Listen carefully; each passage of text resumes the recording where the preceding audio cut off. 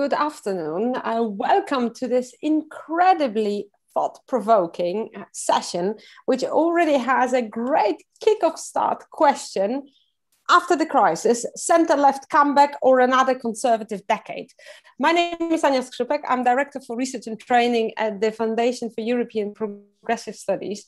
And today we are going to try to solve the question without being biased, to just give a straightforward answer because the circumstances are complex, together with two professors, having a delightful conversation with Tim Bale, who is the Professor of Politics at Queen Mary University in London, and with Professor Andre Grauer, who is the Professor at Free University in Amsterdam and also Director of KISS Compass. Now, we are starting this conversation in a very interesting moment in time because Europe is slightly deconfining. We see quite a lot of movement when it comes to attitudes, but we've also seen already in the very recent past and a bit longer, we've seen quite a lot of elections that show us that center-left is in trouble, but it's not the only one, right? So starting with the first question, where are we actually? How to understand the situation in which everybody is saying, right, you know, there is more solidarity, there is more trust in the public institution, there is an attitude of turning to government and to Europe, and at the same time, in the climate that would suggest that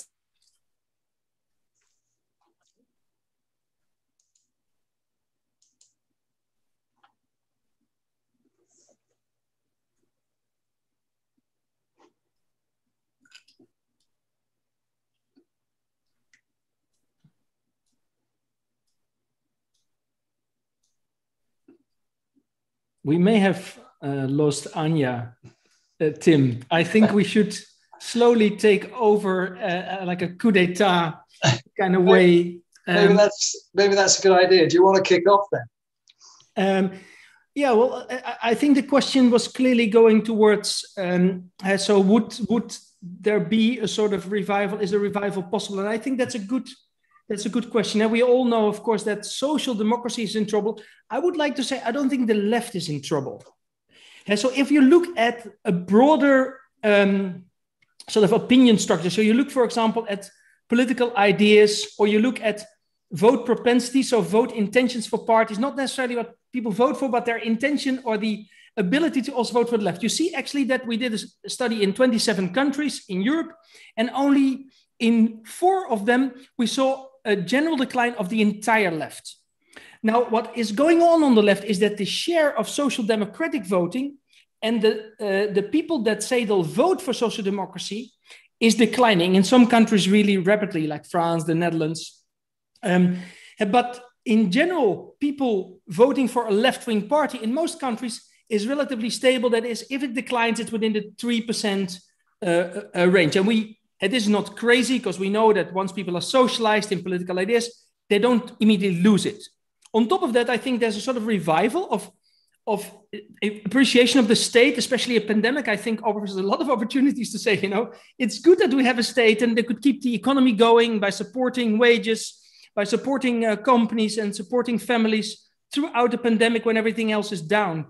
And so I think when we talk about the crisis of the left, we should think about it is a crisis particularly of social democracy, just as I think the crisis on the right is also particularly a crisis of Christian democracy, more than it is of conservatives and of liberals. And then I think we should secondly think about, so what could be a revival strategy? And then I would pose, so can social democracy come back as a sort of broad party, you know, broad umbrella, big people's party? Or will it be basically a challenger party to a stronger left that is green or radical? I mean, I would say to that you've put your finger on a really, really important question there. And that is whether the age of, as it were, catch-all politics and catch-all parties, you know, broad church parties is over. If it is, I think that does pose particular problems for the Social Democrats, for the centre-left.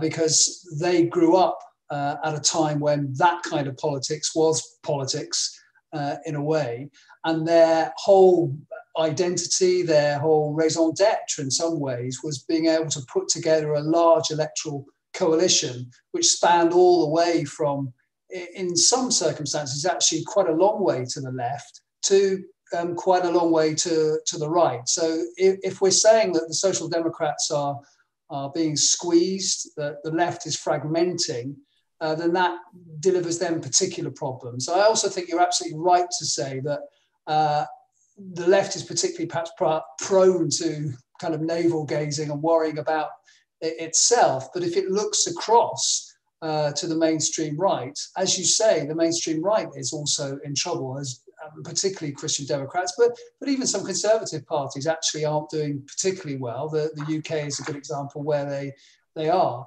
But conservative parties, market liberal parties, and Christian democratic parties are also suffering, and particularly those kind of broad church catch-all parties that, along with social democracy, used to thrive, if you like, in the golden age. So I guess when we're talking about some of the questions that we've been posed here, we have to be very careful which parties we're talking about, and addressing in some ways the kind of prescriptions or some ideas that we might have according to their particular niche. And just finishing up, what I was going to say now is that the problem, as I've already said and you've already said, is that Social Democrats weren't a niche party. So in a world where perhaps it's all about niches, they are going to be in trouble. Right. So essentially, this is a record time. Under 5 minutes, the first part of the question has been answered, and no way to see the next decade as the return of conservatives. Well, that might be reassuring, but when we look at polls, it absolutely isn't. I mean, both of you said we are in deep trouble. There is a question what's happening on the left, but there is also a question about all the other parties that are at large. I mean, if you look at the polls in France and you see who's leading the polls in the presidential contest, if you look at the other countries also in the Western, Central and Eastern Europe, I mean, there is much of clouds on the horizon. But before we get all gloomy and, despairing about it, I want to stop a bit for the moment on the left because Andre has been saying, look, Social Democrats are in trouble, but essentially that's not true for the entire left. And Team, you've also been pointing out here, we are in trouble, but there are different avenues. So how to take on? Are we supposed to talk about niche and alliances, as you, Team, would have suggested? Or is any other way that we can look at our movement's future? Team, would you like to pick up on that one perhaps first? Yeah, I mean, going back to some extent to what you were saying and what we were saying before, I mean, I think in some ways, Social Democrats shouldn't completely give up on their kind of catch-all nature. I think it's almost unavoidable, really, for them, because it's very difficult to imagine what their niche would be, other than being a kind of broad brush, broad church party. They no longer have such a lock on the votes of organised labour, although in some countries, that is still quite important, and being a union member, does often correlate with voting for the centre left, by no means always. But it's difficult to see exactly what sort of segment of the electorate the left should appeal to. And in some ways, I think what I would counsel is perhaps that the centre left has become a little bit too obsessed, if you like, with segmenting the electorate, a kind of Lego approach, if you like, to building electoral coalitions. Deciding, there are sort of target groups of voters who they can offer, particular policies to, and building up a coalition that way. I think one of the things that the centre left was always quite good at, and one of the things that many centre right politicians are still quite good at, is telling the electorate a kind of overarching narrative or story about their country. And I think in some ways the centre left in particular, has to hold on to the possibility of doing that, because, as I say, the niches for the centre left aren't so obvious as they are, for example, for the Greens and for New Left and indeed far left parties. For them, there's a much more obvious appeal to, if you like, the kind of post-materialists in the electorate, to those who are into identity politics, for example, those who are obviously into green politics. But it's more difficult, I think, for the centre left to identify a niche in that way. I also think it's quite important, and it comes back to something you said actually about gloom, is not to be too despairing about all this. I mean, I'm old enough to remember parties on both sides of the centre-left and centre-right divide being written off, and it's suggested that they can never win again, only for them to actually do quite well in a few years' time. So clearly, the circumstances are quite difficult, but I don't think necessarily that there's a cause for despair. Andre might be a little bit more pessimistic than me, though. Well, I'm sure he's going to be. I mean, I'm just about to give him the floor, and I see him both nodding and disagreeing, which, only rises the appetite for this discussion.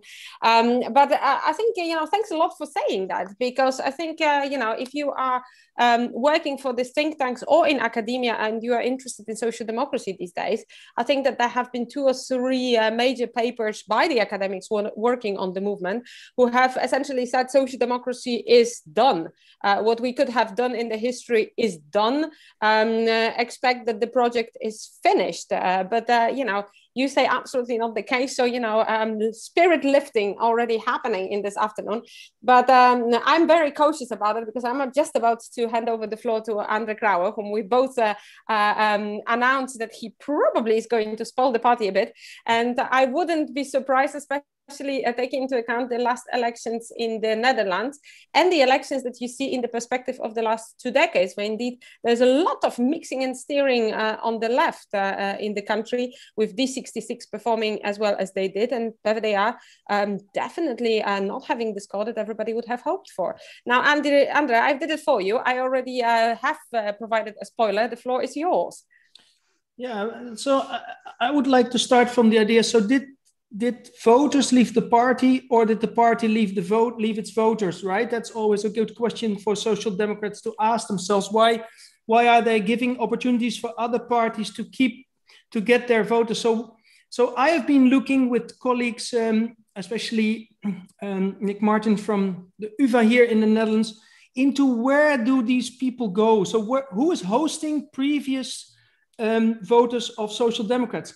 And then everybody thinks, no, not everybody, many people think, oh, they've all moved, these working class people, they've all moved to the extreme right, which is not the case. If you look since the 2010s, in the 2010s and since, as social democratic parties have lost a substantial number of their voters in most countries.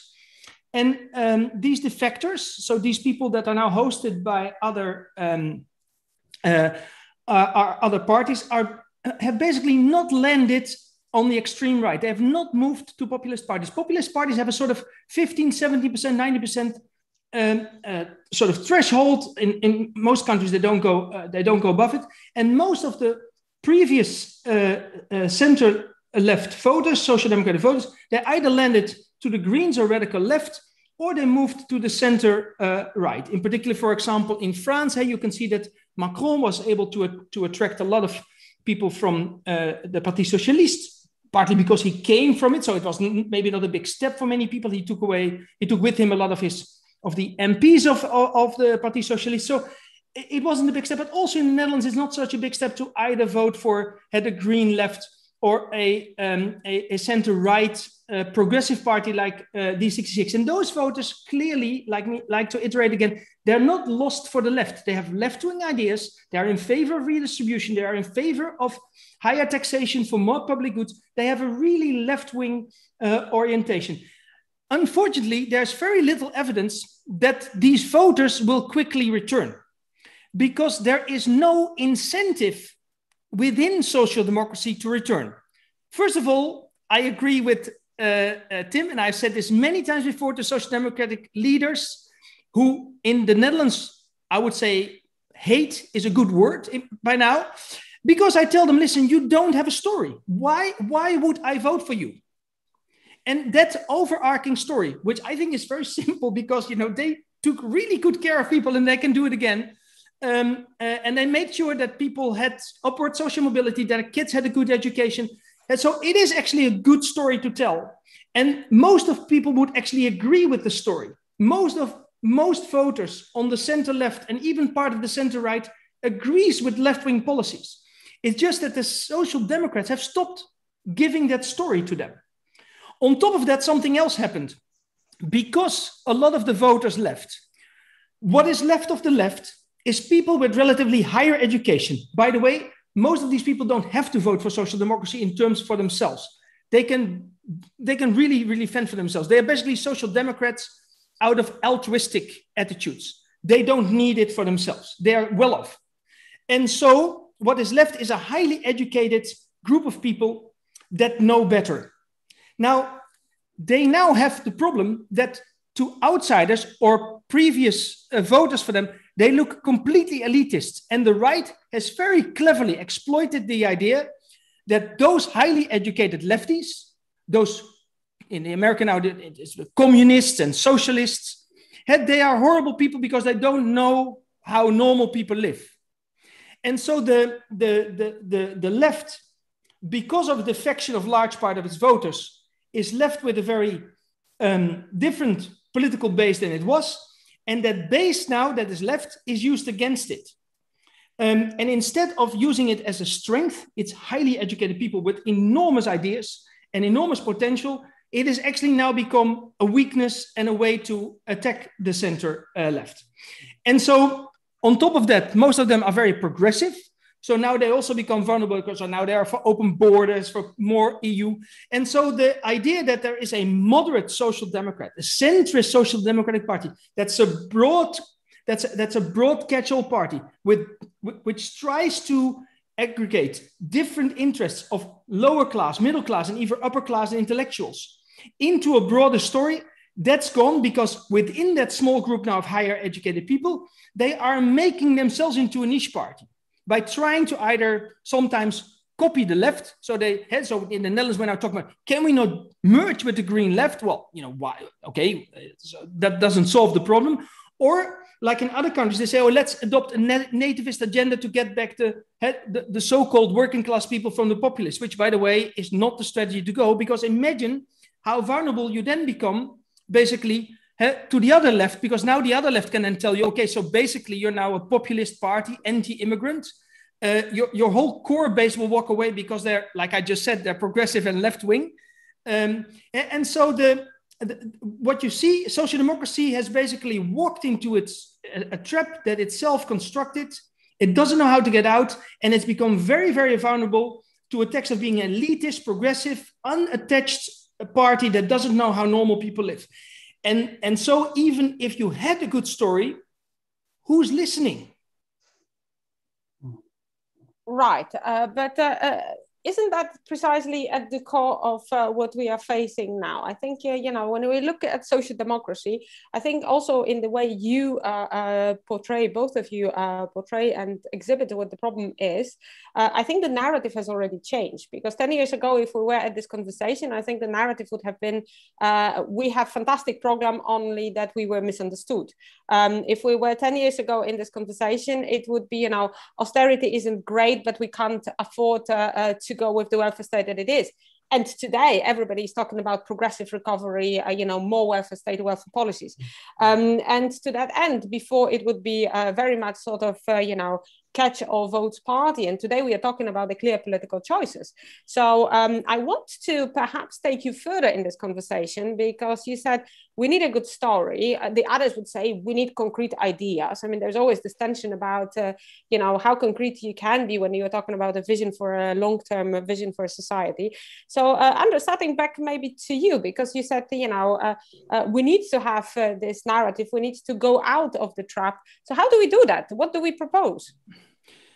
Well, certainly not very specific policies, because most people are not interested in very specific policy explanations. And let me tell you that many of my left-wing friends really love to go into super policy detailed discussions about how to solve all ills of society. And most people indeed just want to basically understand the morality from which you work. And what I think the social democrats have lost is trust. And you don't gain trust back by becoming technocratic. You gain trust back by showing that the morality by which you are in politics, that guides your politics, I would say your compass, your ideological, but also your moral compass, needs to be visible. And and that is why people would vote for you. And that's also how people associate with you. People don't associate with you on the fact that you are maybe also in favor of the same level of taxation. That is not something that makes you warm or cold. You might agree with this, but it's not what makes your heart tick.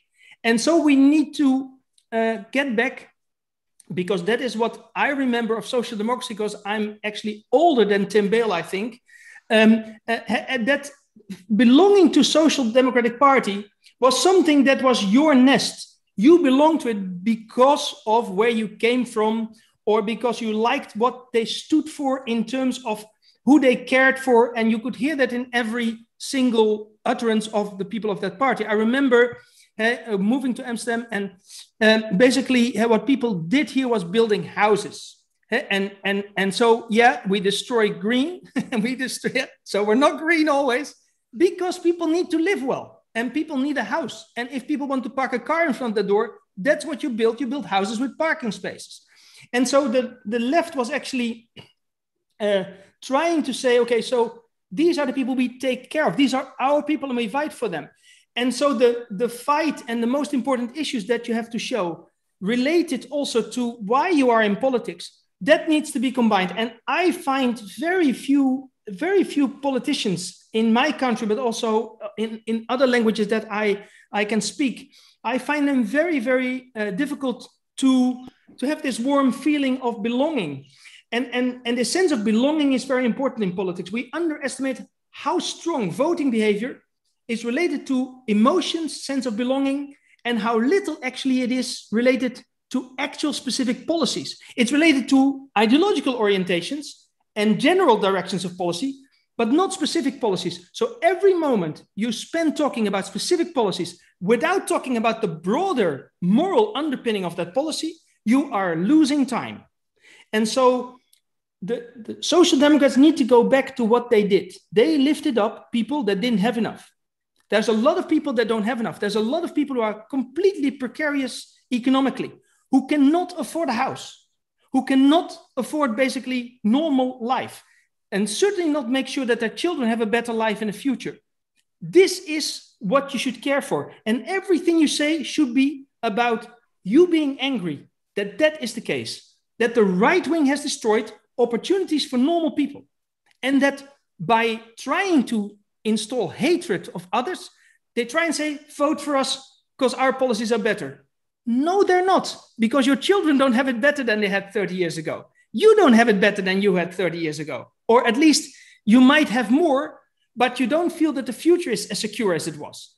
And so this is, I think, the way that the left should start talking and stop talking about all kinds of specific policies that people hardly understand. And might I add, the more specific you become, the less we all agree about it. And this is why I think the left is always divided. Because they become so specific, what props up is all kinds of stupid conflicts, because then you disagree on a small thing. But if you talk about, like the right always does, very vague, general moral ideas, people agree with them. And that, I think, is the weakness of the left. The left doesn't understand how people think anymore. I think, can I just come back on that? I mean, I think there are a couple of things that I would register a slight caveat to. I think it's very important that the centre-left isn't too, what we would say in English, miserabilist. In other words, I think one of the disadvantages that in some ways the centre-left has over the centre-right is that the centre-right does tend to be a little bit more optimistic.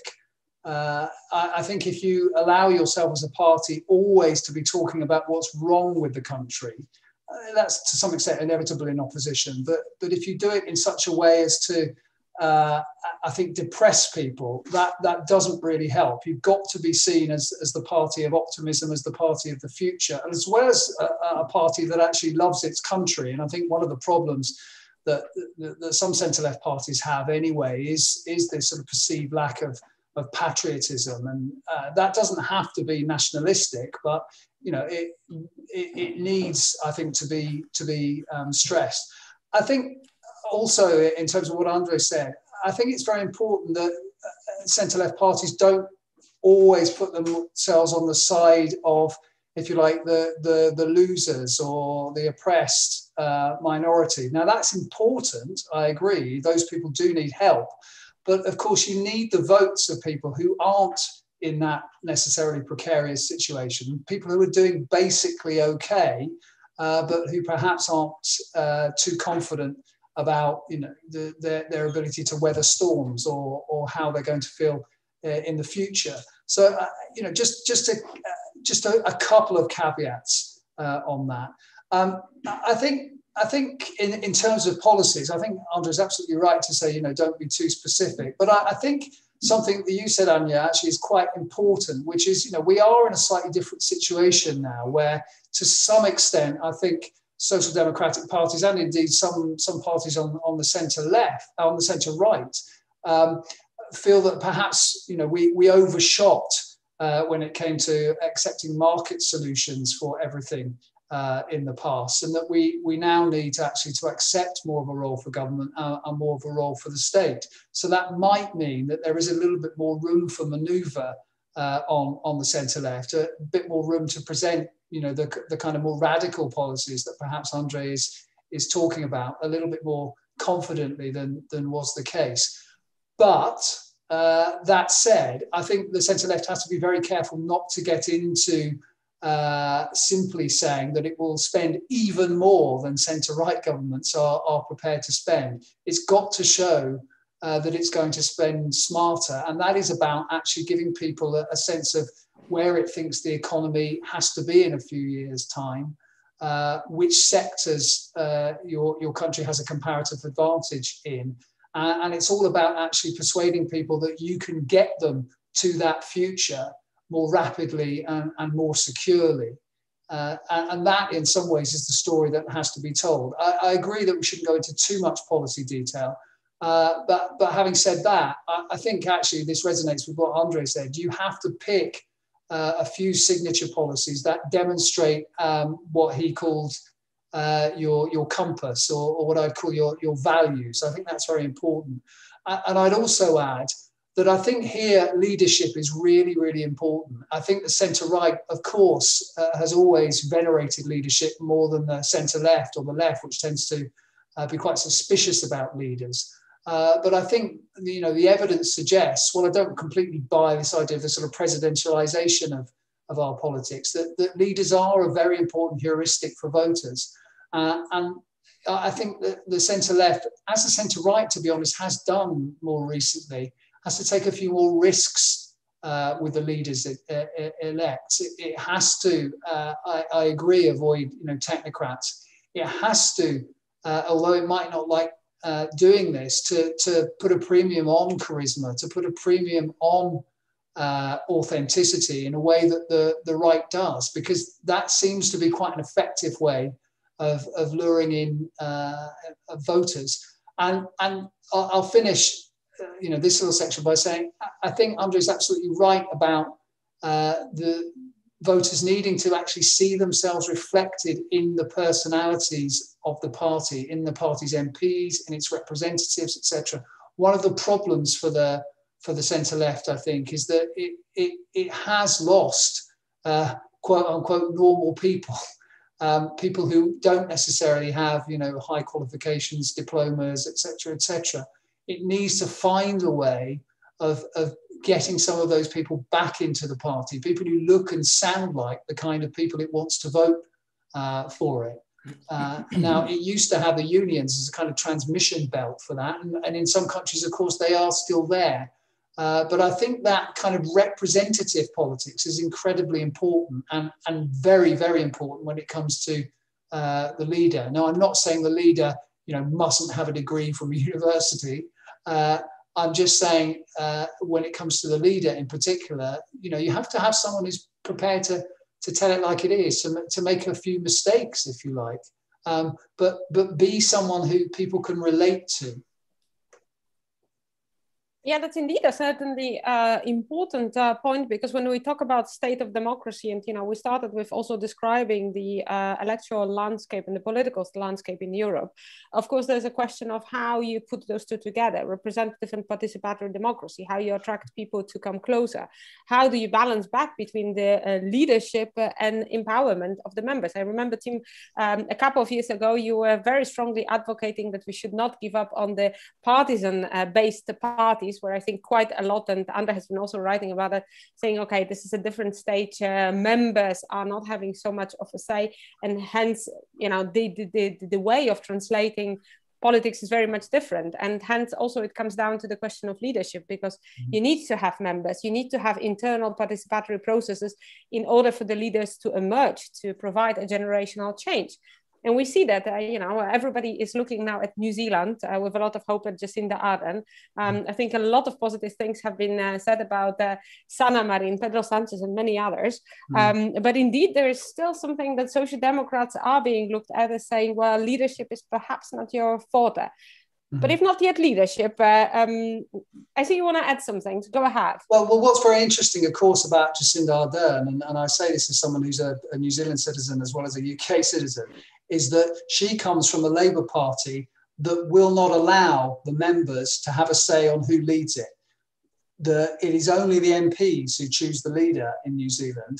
I personally think that is the best system, but how you get the kind of democratic genie back into the bottle once you've allowed members to make the decision on leaders, I do not know. It's probably impossible. Well, I think that it's a fantastic cliffhanger. Look, we are sort of a quarter of an hour ahead of the end of time. So I'm quite surprised that things that Tim and Andre have been putting forward haven't yet resonated in a lot of questions or criticism. Feel free to use the chat box or let us know in any other way when you're watching if there are any remarks you would like us to pick on. But on that note, I think, we all agree that those are very specific circumstances. We've already established, where people are, having been many of them kept in the confinement, big diversification about groups of different employees and workers when it comes to ability to telework, when it comes to costs of the pandemic, when it comes to how the life has changed and so on. And at the same time, when we look election after election, even in cases of the country where there have been the protest movements, I'm referring, for example, to Bulgaria, still the social context of the protest movements demanding for a new social contract did not translate on the progressives being the one to be able to embed themselves in this context. So we've already, touched upon the issue that, right, we need a story. We need to go beyond determinism that sort of makes us very depressed, and instead come back to what social democracy has always been about, saying the contemporary times are terrible, the future is uncertain, but we can make a transformation, and we know on behalf of whom we are making this transformation indeed. So when we are looking at the recovery now, what would be, the next months will be decisive. We have big elections, Germany. Next year, also elections we're looking at elections in France now, and in the period of the upcoming months. We are looking at elections elsewhere, including Slovenia, the country that has a presidency. Hungary is having a vote next year. Czech Republic as well. Exactly, Czech Republic is just now in autumn. So, what that is that we more instantly from this discussion could propose that Social Democrats should do in order to become better in embedding themselves in the current context and seeking, progressive recovery, winning the primacy of politics, if you want. Andre, you interrupted me, so you go first. I mean, just as a punishment, a small one here. So I would say, have a little bit more faith in where you started from, which is a moderate position on both the left-right economic dimension, as also on say a more cultural dimension. So I believe that what social democracy is moderation, but with a very, very red heart. And so, indeed, we are patriots. We love our country. And you can love your country and still be in favor of the EU. And patriotism, the love of your own country, is not nationalism, the hatred of others. And that is why I think the right is in deep, deep trouble, more than we think, because the right has embraced nationalism in many ways. And look what happened to the Republicans in the United States. They're being grabbed by populism. They're very susceptible to populism.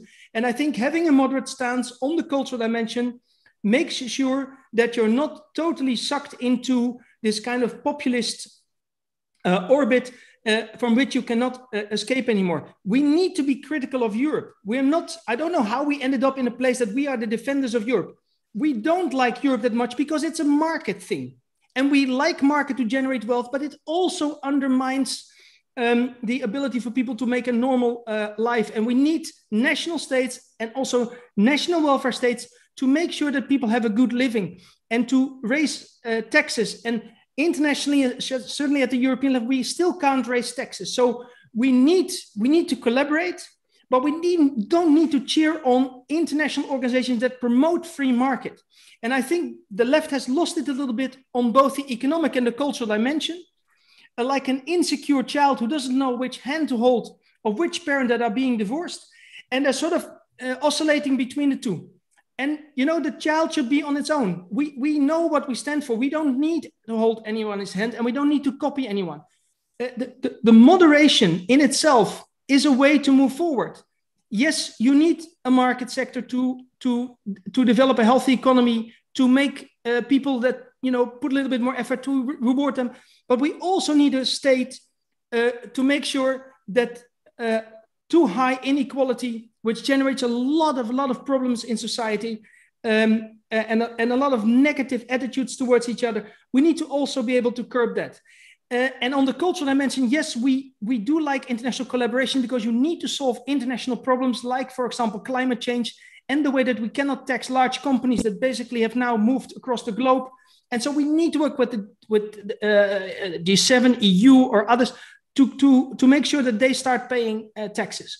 But that doesn't mean that we can't be patriots and we cannot love our own country and our own welfare state and we'll protect it until the bitter end. Or make sure that that bitter end never comes, vote for us.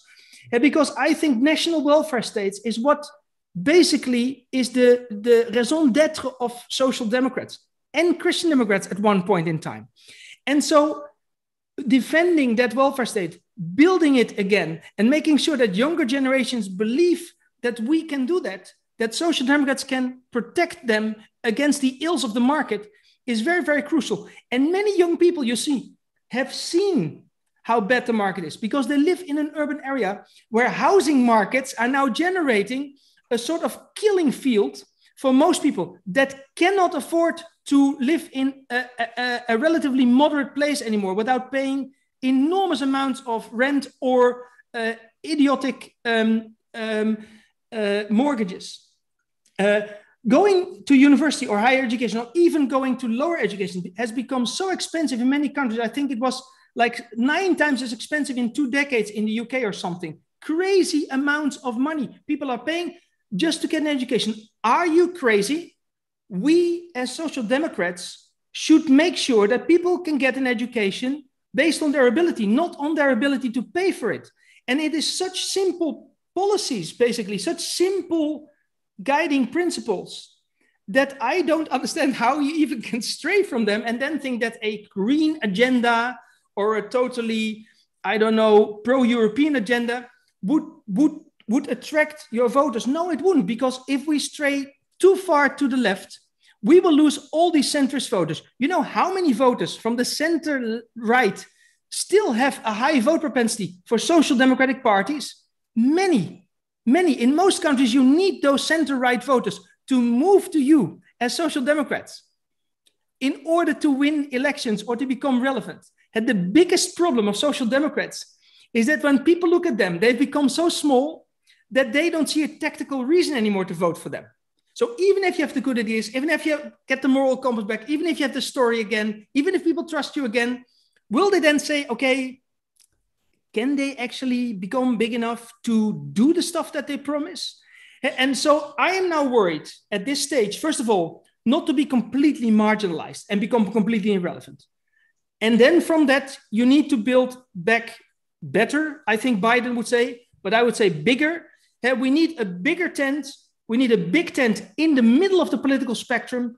We don't need those tentacles to be all the way out in the extreme left, nor at the extreme progressive pro-European side. Centrism, moderation, clever, moderate, understandable policies that will not destroy but build. That, I think, is the future of social democracy, as it was the past of social democracy. And I don't know why we are contemplating on merging with radicals. I really do not think the solution is that when people walk away from you to become totally something else. It is better to think again. Tell me again what I was. Let me think again what made me strong and what made me useful in this world. I'm not going to, I'm very tempted to go on the European debate, but that's not the subject of this panel. So instead, I will refer back to you with the question about, the discussion post-COVID recovery and state. Well, I mean, I think, when it comes to post-recovery and the welfare state, I think that is a difficult one because we are talking about so many types of different welfare state in Europe. And I think it's really, really difficult, we know, to shift between, particular worlds of welfare. So I think while Andre is right that you need a big offer, I mean, depending on which country we're talking about, you do have to go with the grain of whatever welfare state that you already have, which is a little dull, I know. I mean, I come from the UK. I would love the UK to, have a Danish-style flex security welfare state, but that would take a sort of 3 or 4 term Labour government to get there, even though it could offer perhaps some moves towards that. But that's not going to happen in my lifetime. The same for universal basic income. I mean, I think it's a great idea, but in some way it offends against, what I would see as a kind of hardwired suspicion among voters of giving, people something for nothing. So I think we need to be very, very careful about that. I mean, I'll just finish because I know we're coming up to the deadline, and I know Andre might want to finish as well. You asked us, right at the beginning, what should the main strategy be for the centre left? I mean, I just repeat in some ways what I've said to underline it. I think progressives need to avoid defeatism, but remain, reasonably realistic about their prospects. I do think it needs to avoid miserabilism. It needs to, learn to present an optimistic face. It also needs to face the fact that you can't build, I think, a winning electoral coalition out of, and if you're continually associated with the oppressed, the upset, and the marginalised, because you need to win votes from people who are doing okay, who love their country, who want to know where the money's coming from, and are going to run a mile from anything that's too ideological, if you like. So I'd recommend focusing on what unites rather than divides the country, and taking a few more risks when you choose your leaders. I'm not saying competence doesn't matter, but for good or ill, it's not everything. I'd also, as I say, rethink the centre-left's sort of Lego approach to building electoral coalitions. I think, rather than chopping the electorate up into little bits and then piecing it back together again, I think you need to come up with a story that makes sense to most people. I do appreciate, coming back to the kind of theme at the beginning, that the big tent politics is more difficult than it used to be.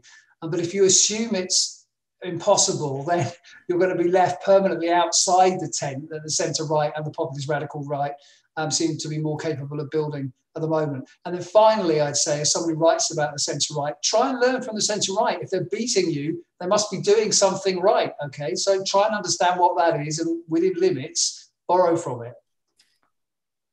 Right, that is really a grand finale. But before I let you go off the hook, and we are really up to the down of the last minute, but the producers of this program are telling me that this is not a problem to ask you one more question, which is going to be, of course, the only question that popped up in the chat box, which is about young people.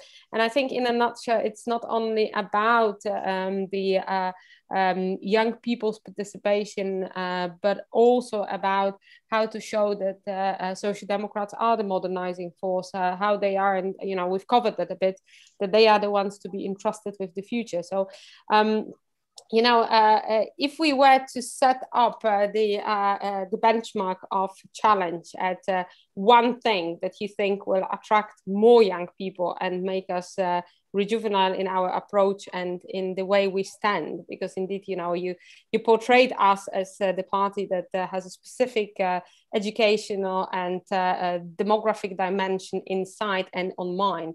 So what should we do to make young people come back to social democracy? We've seen different attempts, but what would it make it now? What do you think, Tim? Well, I'd come back, if we thinking in terms of policies, to some of the things that Andre said, actually. I think certainly in the UK, it's not necessarily as true in other countries, but it is, quite an issue. I think housing is incredibly important. I also think, giving some people the sense that, they can move between jobs, but have security within that kind of flexibility is really, really important. I think, precarity is something that people really worry about. They worry about their future in that respect, and they worry about their future in terms of housing. So those are the things I'd major on. And Andre? Yeah, I always say you cannot live in a racist, right-wing, xenophobic rhetoric, but you can live in a house that is being built by the center left and the center right. And we should keep on doing that. We should build schools, good schools. We should fund them, especially mid and lower education, very underfunded. We always seem to talk about higher education and love universities, but that's good, but that's not the only thing. And I think those who think housing and education are very important for young people. And on top of that, I saw the comments also that people think, apparently, that green politics need to be left-wing. Green politics do not need to be left-wing. Green politics doesn't need a left turn. Green politics need rethinking of, for example, what we tax. It doesn't mean higher or lower taxes. It means what do we tax and what do we spend it on? So it doesn't necessarily need to be a left or a right-wing turn, but you need to cleverly think, why do we tax so much labor and so little pollution? And in most countries, actually, green left parties, here in the Netherlands, for example, we have Kees Vendrik, very clever guy, who made up basically an entire plan that we can work with as well as Social Democrats, I think, steal from the center right, but also steal from the left if they've got good ideas, had to really green the taxation system, to really green the way that we do all our business, but also green the economy. There's a lot of technology. I'm thinking I'm a nationalist in some sense, but more a patriot, for example, in windmills. Why is the Netherlands, a country that always windmills, why is it not leading a market in windmills? And so Tim wanted an optimistic story. That would be my optimistic story. We're going to build the windmills of the 21st century. That's what we're going to do. And that is basically creating jobs, but also having an optimistic story, but also being green. And so I think the idea that green is of the left or the ultra left, or that housing or property is of the right, is a wrong way of thinking. If you are center left, if you're a moderate, you can invent a policy on everything that is from that position. That is a moderate, clever, doable position and policy that will actually work and actually will make people's lives better. And I think that's a very optimistic story, because we are and always have made people's lives better. We have lifted people up from horrible housing, from horrible working conditions, from horrible health conditions, into very healthy, long-living citizens. In most countries, by the way, super happy. And what happens? They think the center-right did that. No, they didn't, and certainly not the extreme right. And I think people need to tell them that. And the center-left needs to tell them that. And so housing, education, greening the economy, and making sure that people have a healthy life, healthy food. We should tax sugar, for example. We should tax fat instead of subsidizing it, including subsidizing petrol and gas. And so it's very simple steps that you can take, I think, with moderate policies that are not extreme left or green and so belong to the environmental parties. All policies belong to Social Democrats if they make it into a social democratic policy. Fantastic. And that was our grand finale. I think that it has been an amazing conversation where I personally, with the two professors, Professor Andre Krauwe and Professor Tim Bale, I found out new things about their approach, though I have been a fan reading the books and their work, and having been in a couple of discussions before, I think, Andre calling for moderate position has been a striking thing, while a team also speaking about how we connect democracy and empowerment in the representative and electoral sense. Very enjoyable to hear. I think that we've learned immensely lot. We answered the question, which not often happens to the panels. Usually have a framework question, and I think we accomplished that. We definitely said it's not going to be the decade for the conservative parties because they are in trouble. But we've also stipulated that it's not by default that it will turn to certain center left. I think it is very clear that we are looking at a very pluralist picture with a lot of factors in. But if we were together to unite on something, and I have absolutely no way to make us three vote on any memo of proposals, but I do think that where we converge is we have to drop the pessimism, we have to drop the disempowering determinism that we are sentenced for the end of our project. I think we absolutely have to start avoiding our own traps. But if there were 5 ingredients to make us successful again, would be to get the big story, to get a big picture, to get ethics, moral dimension right, to get strong leadership that is embodying the idea of the people searching for more security and more promise, get to be optimistic, and definitely do not shy away from the issues that embody social justice, opportunities and equality as a promise that absolutely can be fulfilled in the new current century. Thank you so much. Thank you to all of you listening. Thank you for all of you who haven't chosen for the deconfinement pleasures on the terrace and instead stayed with us for this fantastic 45 minutes of